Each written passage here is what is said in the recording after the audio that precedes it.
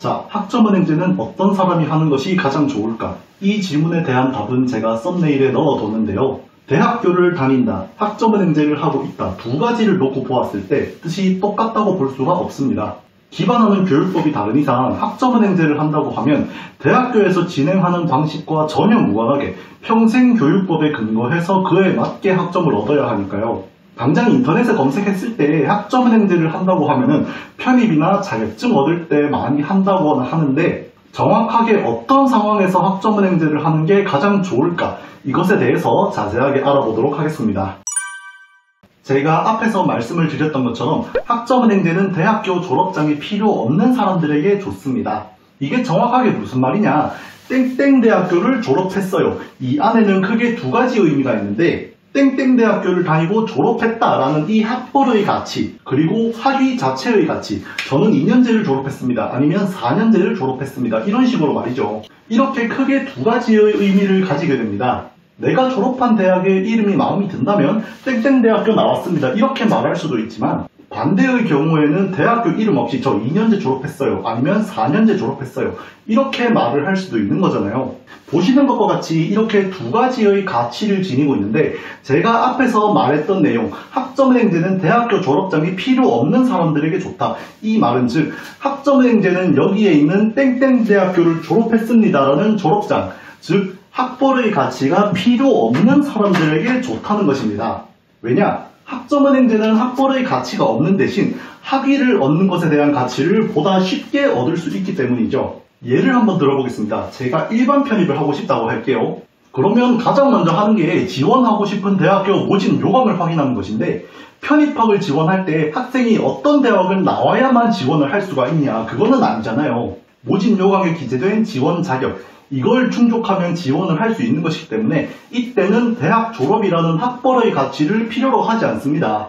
그러면 다시 일반 편입 기준으로 돌아와서 일반 편입을 지원하려면 전문대 졸업을 하거나 아니면 4년제 대학교 재학 중에 4학기 이상 이수를 하거나 대학교를 다니는 것 기준으로 지원 자격을 충족하면 앞서 말한 내용 중 하나를 갖추어 주셔야 하는데 내가 대학교를 진학해서 2년제 졸업 아니면 4년제 대학교에서 4학기 이상 다니는 것과 학점은행제를 하면서 전문학사를 받거나 아니면 70에서 80학점 정도만 받는 것, 두 가지를 놓고 보았을 때 난이도 차이는 분명하게 존재합니다. 학점은행제가 훨씬 더 쉽죠. 왜?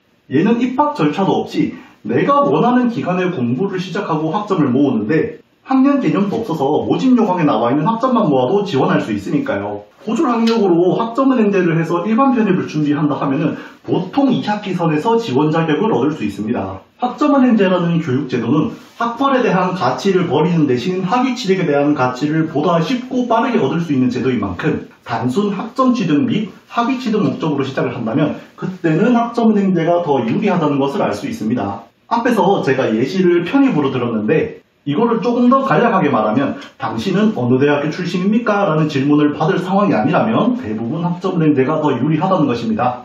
편입뿐만이 아니라 사회복지사 자격증을 얻는다거나 혹은 산업기사나 기사와 같은 국가 자격증의 응시 자격을 맞추는 것, 얘네들을 하는데 어느 대학교 출신인가요? 라고 묻지는 않잖아요. 지금과 같은 경우에는 학점은행제가 더 좋다라는 것이죠. 다만 이제 반대의 상황도 분명하게 존재합니다. 학벌의 가치를 중요하게 생각하는 경우, 아니면 조금이라도 반영을 하는 경우, 취업을 한다거나 아니면 관련 전공 학위를 보유하고 있는지에 대해서 확인을 한다거나 이런 식으로 말이죠. 물론 학점은행제도 학벌의 가치가 아예 없는 건 아닙니다. 학점은행제 교육과정을 통해서 전문학사 혹은 학사 학위를 취득했다, 아니면 학점은행제를 통해서 땡땡 전공 학사 학위를 취득했다, 이렇게 이야기를 할 수는 있는데 시간과 돈만 있으면 학위를 취득할 수 있는 게 학점은행제이다 보니까 학벌의 가치는 사실상 0에 가까워요. 그래서 학점은행제에서 학벌의 가치는 없다고 보는 게 맞습니다. 그래서 취업을 목적으로 학점은행제를 하는 분들이 학점은행제만 하는 게 아니라 지원 분야와 관련 있는 자격증을 엄청 많이 취득하고